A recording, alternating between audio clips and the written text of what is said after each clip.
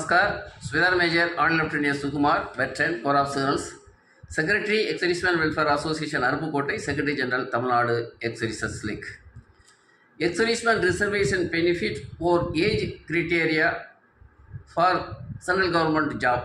इसका बारे में है लास्ट मंथ जनवरी 2025 में ministry of labour and employment एक लेटर इश्यू किया हुआ है, एक clarification letters. Already reservation benefit और एज क्राइटेरिया का बारे में है, department of pension and pensional welfare का लेटर है. फिर भी सेंट्रल गवर्नमेंट कुछ ऑफिसर्स से कोई क्वेरी के कारण से ministry of labour and employment एक क्लैरिफिकेशन लेटर इश्यू किया है. वो लेटर क्या है, पहले 2014 में एक important letter department of pension and pensional welfare में रिजर्वेशन बेनिफिट के बारे में एक लेटर इश्यू किया था. वो लेटर क्या है उसका बारे में भी एक्स-सर्विसमैन वो पूछते रहते हैं, इसलिए उसके बारे में एक अवेयरनेस क्रिएट करने के लिए एक्स-सर्विसन बीच में है. ये वीडियो हमने निकाल रहे हैं. अभी इसी वीडियो में डिटेल से ministry of labour and employment letter और 2014 में है department of pension and pensional welfare ex-serviceman reservation benefit के बारे में लेटर इश्यू का है, वो क्या बोल करके इसी वीडियो में डिटेल से देखें.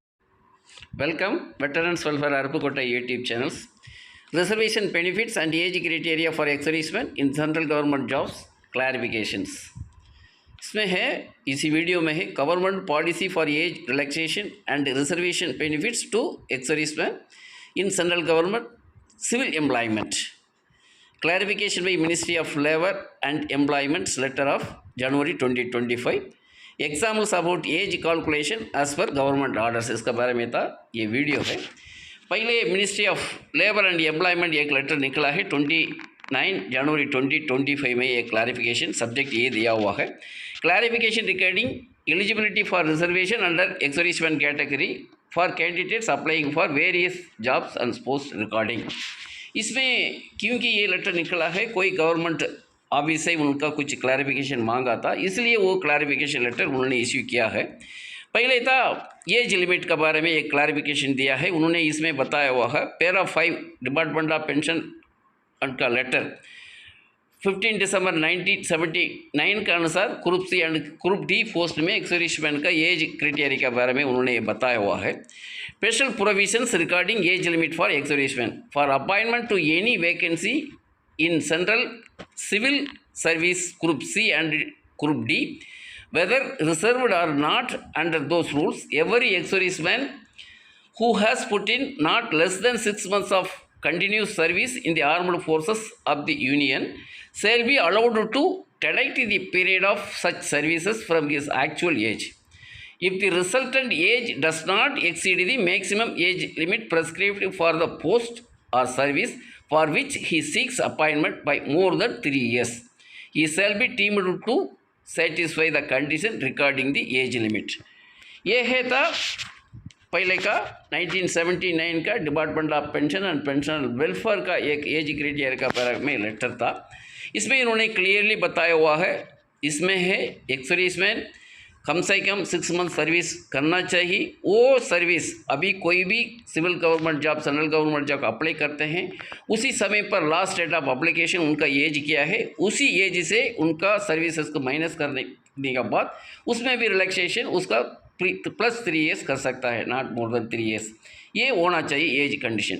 इसमें कोई इंपॉर्टेंटली और भी दिया हुआ है एक्स-सर्विसमैन रिजर्वेशन बेनिफिट के बारे में एक क्लैरिफिकेशन उसमें दिया हुआ है. वो है department of pension and pensional welfare का 2014 एक इम्पॉर्टेंट लेटर की भी क्लैरिफिकेशन दिया हुआ है.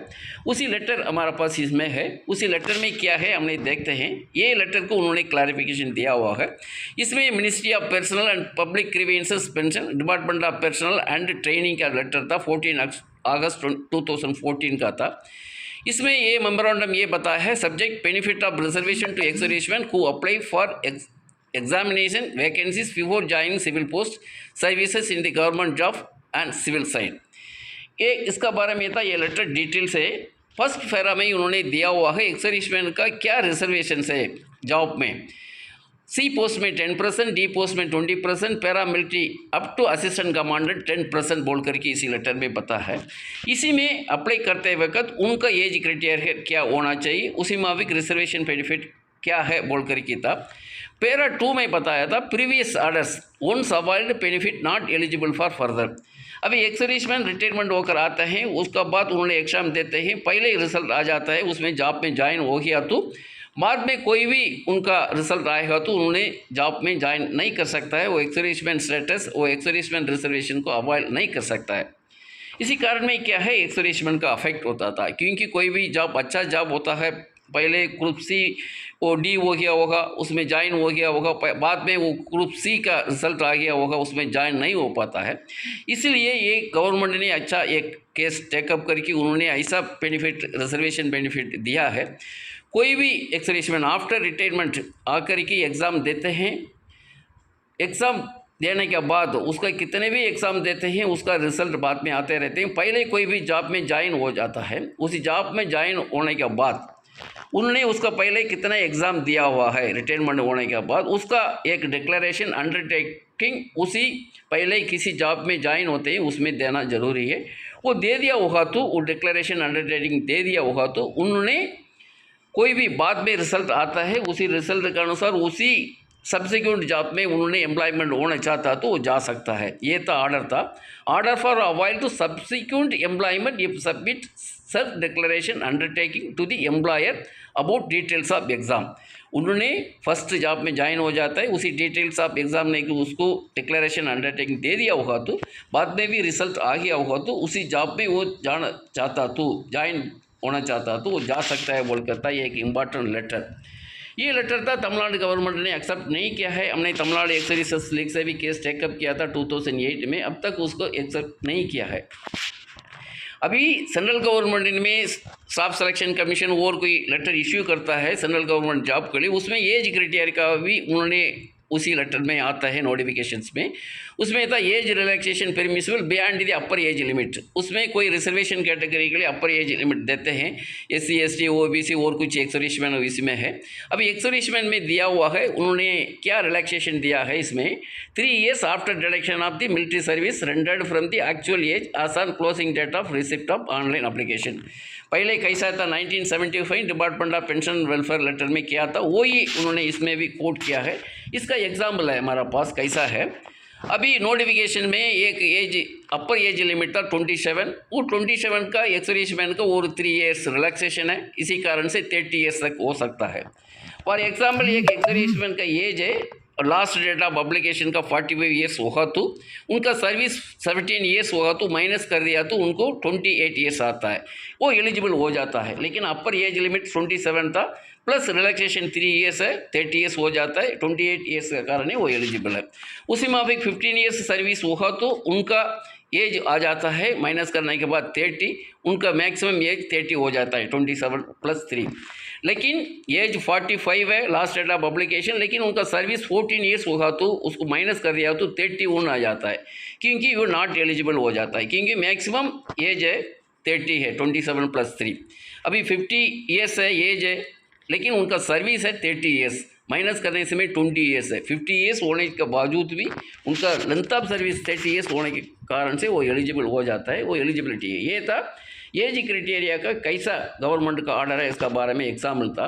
अभी हमने एज रिलैक्सेशन और रिजर्वेशन बेनिफिट के बारे में, सेंट्रल गवर्नमेंट जॉब के बारे में डिटेल से ये लेटर में क्या बताया था, ministry of labour and employment as well as department of pension and personnel welfare, उनका रिजर्वेशन बेनिफिट के बारे में लेटर था 2014, उसका बारे में हमने इसमें बताया था।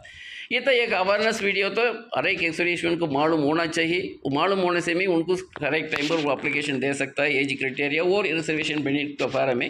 नहीं तो कोई एक्सर्विसमैन वो जॉब में ज्वाइन हो जाता है, वो अंडरटेकिंग डिक्लेरेशन नहीं देने से भी उन लोग फर्दर कोई अच्छा जॉब मिलता है उनका नहीं ज्वाइन हो पाता है। इसलिए ये लेटर अवेयरनेस लेटर हमने इसमें निकला है। तमिलनाडु का तरफ से ये हमने एक केस टेकअप किया था, तमिलनाडु में ये रिजर्वेशन बेनिफिट को उन्होंने एक्सेप्ट नहीं किया है।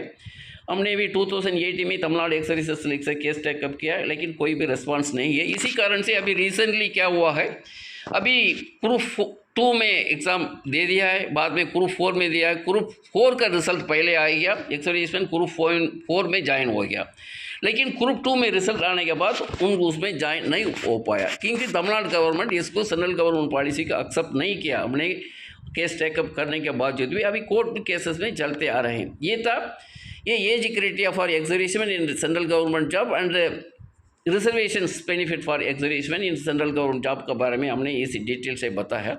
ये पहले भी बताया था, एक्सर्विसमैन के बीच में ये अवेयरनेस होना चाहिए। सेंट्रल गवर्नमेंट जॉब में एज क्राइटेरिया क्या है, हर एक नोटिफिकेशन में देते हैं। इम्पॉर्टेंटली ये है वो रिजर्वेशन बेनिफिट कोई भी जॉब में पहले ज्वाइन हो जाता है, उन्होंने उसका पहले कोई एग्ज़ाम दिया होगा तो उसको अंडरटेकिंग डिक्लेरेशन देना बहुत ज़रूरी है। ऐसे देने से में भी बाद में रिजल्ट आने से में भी उसी जॉब में अच्छा जॉब में ज्वाइन हो सकता है, इसलिए हमने ये वीडियो डाला है।